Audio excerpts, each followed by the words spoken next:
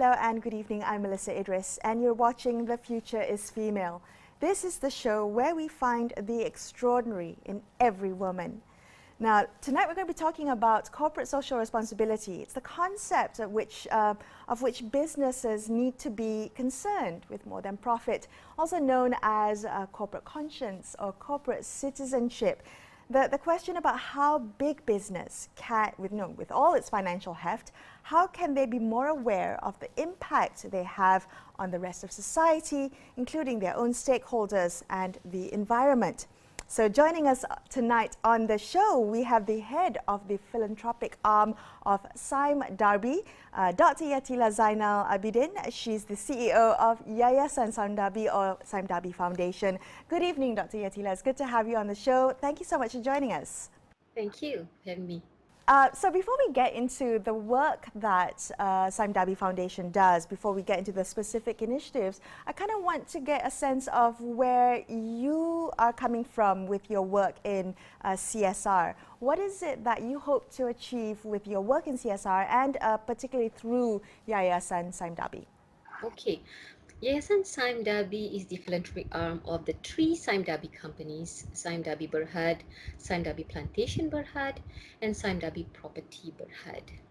Now, our vision is that we like to lead and make a sustainable impact and a difference in the lives of others.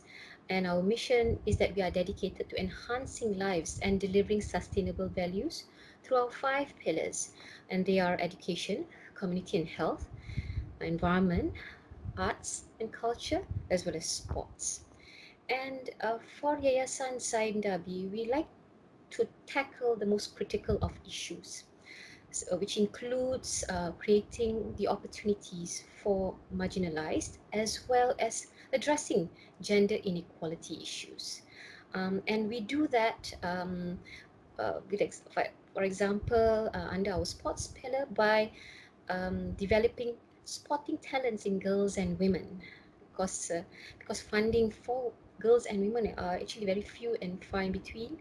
And we also look into STEM fields, science, technology, engineering, as well as mathematics, fields development and empowerment of women and girls. Well, we definitely want to focus in on some of those pillars in our conversation today. But while we're talking about CSR, I do want to ask you whether you think CSR or whether there's an opportunity for corporate social responsibility to make a real impact, or whether we're looking at it all wrong. Because sometimes I know that big corporations look at their CSR arm and they approach it as a business discipline. They measure it with metrics that apply to business performances, and they demand to see that each initiative of CSR is delivering business results. Is that how we should approach CSR, or is it a different approach altogether? Okay, for Sime Darby, we believe that for each and every good thing that we do for society, it will come back tenfold to the business. And I have a council, I report to a council that is independent. I mean, more than 50% of the people on my council are not from Sime Darby. I have one person from each of the Sime Darby companies that I report to, but the rest are not. So the work that we do are very, very focused on the impact. So each and every project that I recommend to the council for approval for us to support, it has to come with a set of KPIs with outputs, outcomes, as well as potentially long-term impact. Is that difficult to measure? Because when you talk about social impact, sustainability, the environment, you can't often reach KPIs in a certain time frame the way, say, business operations can. Perhaps there should be a different approach in measuring the depth and breadth of a CSR project. Yes. Can I give you an example?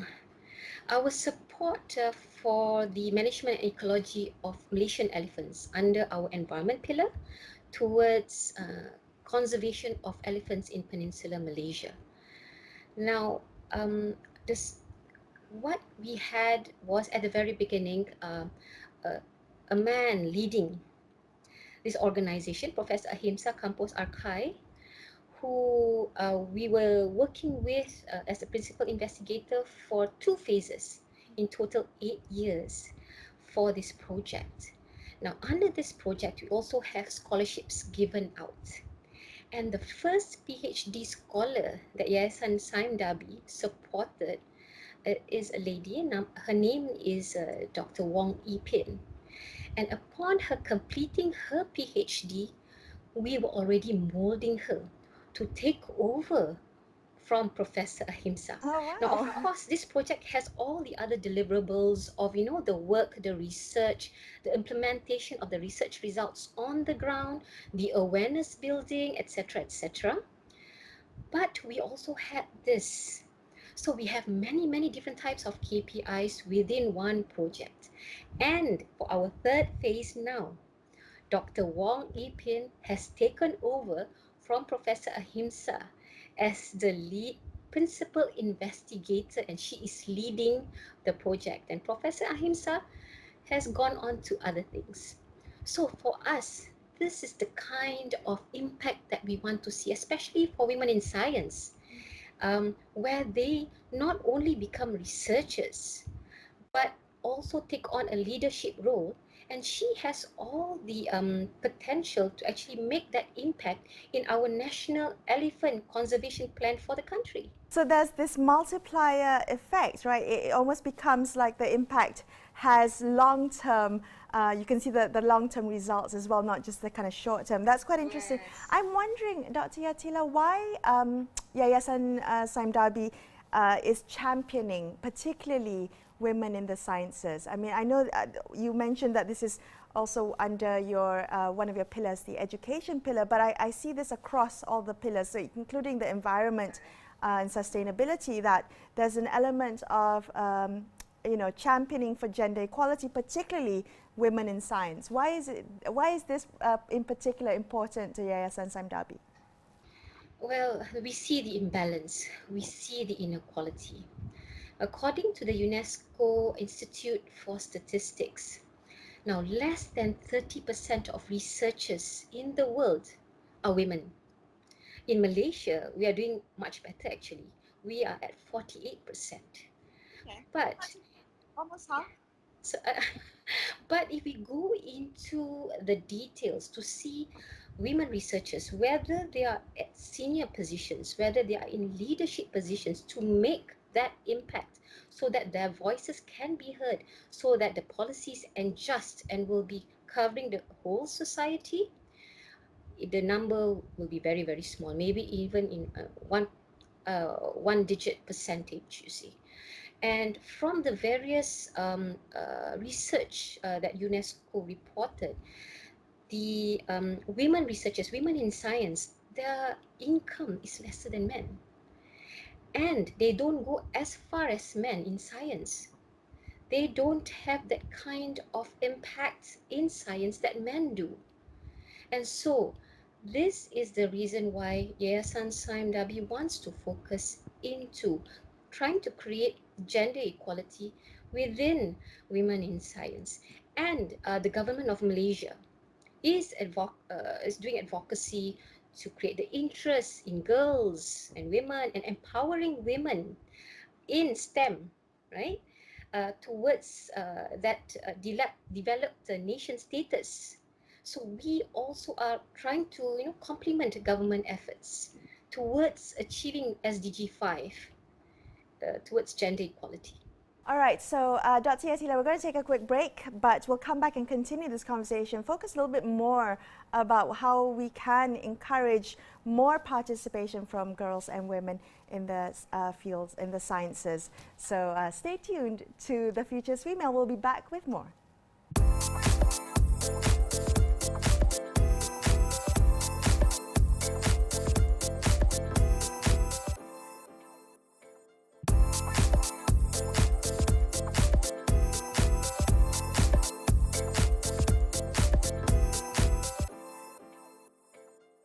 Welcome back to The Future's Female. I'm Melisa Idris, and I'm speaking tonight to Dr. Yatela Zainal Abidin, the CEO of Yayasan Sime Darby, or Sime Darby Foundation. Now, we were just talking a little bit earlier about women in science, and I wanted to ask you how we can look to ensure the equality of women in the field, the STEM fields, as you mentioned a bit earlier. You talked a little bit about, the pay gap, the, the salary differential, the women not being in leadership positions. How have you seen any changes in the time that you've been working in this field and pushing for equality of women professionals in STEM? Have you seen changes, even minor or major, that has happened for women in STEM? Okay, I'll give you an example of our support for Cancer Research Malaysia. It's an organization of scientists that goes to do research to look into new ways to prevent, diagnose, and treat cancer. Now, this outstanding group of women have been achieving so much, not only in Malaysia, but in the region as well as globally, and have been receiving awards, not only in this region, but from everywhere. And the Chief Scientific Officer, Professor Datin Paduka Dr. Teo Su Huang, she was a former Yayasan Sime Darby scholar, and she was recently awarded an OBE, the Honorary Officer of the British Empire, in 2018 by the Queen herself, like Queen Elizabeth II, for her contribution to medical research. So we can see the changes when we provide the opportunity. As long as talented women are given the platform, number one, a scholarship.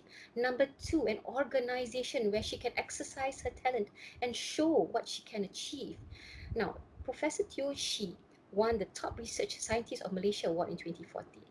She won the Wellcome Trust Collaborative Award. She got the Newton Ungku Omar Fund Award. She show talking about some of her work with Cancer Research Malaysia. It's quite extraordinary. She is an extraordinary woman. So this, we can see that, by providing the opportunities, the platforms, etc., to talented women in science, we can achieve the highest levels, not only in our country but globally. So we are very, very proud of that. So when you talked a little bit earlier about the discrepancy between the number of women in science, in the sciences, but those that are not in leadership positions, what do you think explains some of the reasons why they're not in the top jobs? Is it a lack of opportunities? Is it the metaphorical glass ceiling? Or is it, gender stereotyping, or even, less family-friendly flexibility? Often care work falls on the shoulders, maybe disproportionately on the shoulders of the woman. Yes, all what you said just now are what, in my mind, UNESCO is currently doing it's a long-term research on the reason why less than 30% of researchers in the world are women, and even lesser are in leadership positions. They are thinking of maybe it's family decisions, it may be financial constraints, it may be the culture of the environment, of the society. It may be the education pathway for girls when they go up into the education line, the stream. So it might be any of these reasons, but only once we understand the reasons can we actually put in the mitigating actions to actually increase those numbers. I'll just give you an example. Now, we carry out this STEM National Award for secondary school children to inculcate the innovation mindset. It's called Sime Darby Young Innovators Challenge. Every year, Alhamdulillah, we have been getting 40%, 41% participation from girls. Of course, we'd like to increase it, but we want to actually try and maintain it. But even with that 40%, with boys more participating, but we have those who become champions. For example, in 2017, we have this group of three girls. They come from non-science backgrounds. They're from the art stream, but they beat almost 300 schools in the country with their innovation called the microscope. You know how a microscope is very expensive, and they had this problem in their school where they had two microscopes. One was out of order and they only had one, and everybody had to share one. So they came up with the idea of this one easy and very cheap microscope using a smartphone, you see. So it is the first idea to be registered as an open source hardware in Malaysia. Wow, that's an accomplishment. It's My wonderful. God. And they come from Sekolah Menengah Agama Jeram. Okay, so you don't have to have a science background to, think scientifically, to be innovative, creative, and to apply it to the sciences. But it would be wonderful for us to encourage more young girls, particularly in schools, to pursue STEM subjects. And you talked a little bit about the education pathway for girls. How do we encourage more students, more girls to choose the sciences? Is this a matter of personal choice, or are there structural barriers, cultural barriers to it? I would think it's a cultural barriers. It's like, in order to become an engineer, you have to be hardy and strong like a man. It's the perceptions. Yeah, it's the mindset. So we'll need to actually build a changed mindset that women and girls, by actually creating those role models who are leaders to actually talk to the girls, to share their stories over social media so that they get interested to actually, wow, this is a glamorous, field to get into, and I can achieve this and this and this. So I think it's more of awareness, and we have to create the awareness to change that the mindset, especially girls and their parents. So it's important for real women with, accomplishments in STEM to have visibility, so that they can, so that young girls in schools have role models, have examples to aspire to. Exactly. Just imagine like Professor Teo just now speaking to the girls. Well, she inspires me. Dr. Wong Ipin or Dr. Wong Ipin talking to the girls, you see, and then sharing their achievements and their leadership roles in their areas. Just imagine the kind of impact that would make. Right. Okay. Well, that's true. I think we definitely need to have more role models, and the media has a role to play in highlighting these stories to normalize the accomplishments of women in STEM fields. Okay, Dr. Yatela, another quick break here on The Future's Female. We'll be back to continue this conversation, so stay tuned.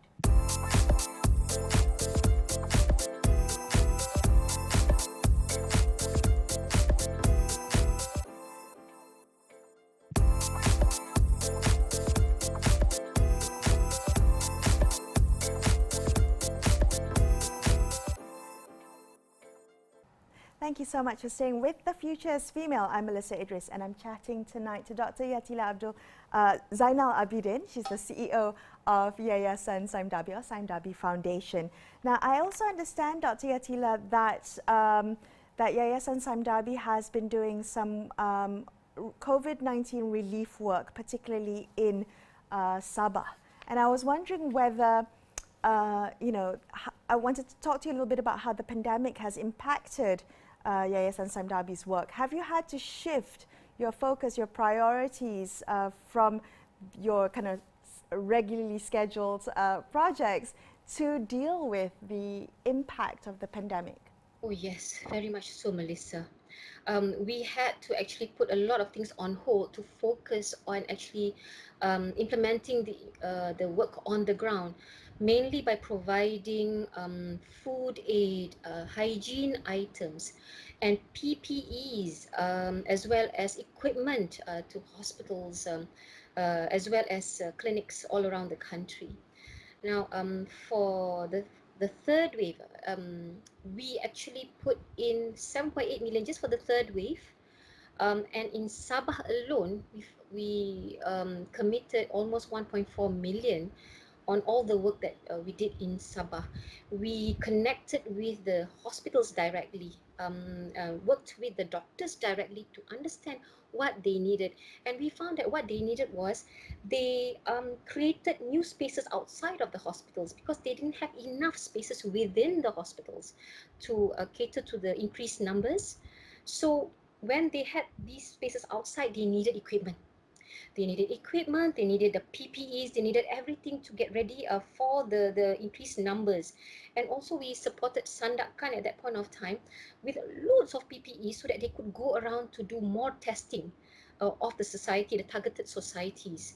So we really go down to the ground, we really talk to the people directly to see what they need, and we use our Sime Darby counterparts like plantations, Berhad, to be on the ground for us where we cannot be. Like we couldn't travel to Sabah, we couldn't travel to those areas. So these people were the people on the ground working with the hospital staff, etc., to make sure that all the aid, as well as like people like Malaysia as well, are actually distributed adequately. So we have a disaster relief fund. It's 2 million a year. We had to double, triple it in the last Okay, 6 months. and that kind of fundraising, does it come from corporate coffers, or is that more public donations, fundraising from the public? It's mainly from the profits of the three Sime Darby companies. I see. Yes, because these companies believe that what you do good for the society will come back tenfold into the business.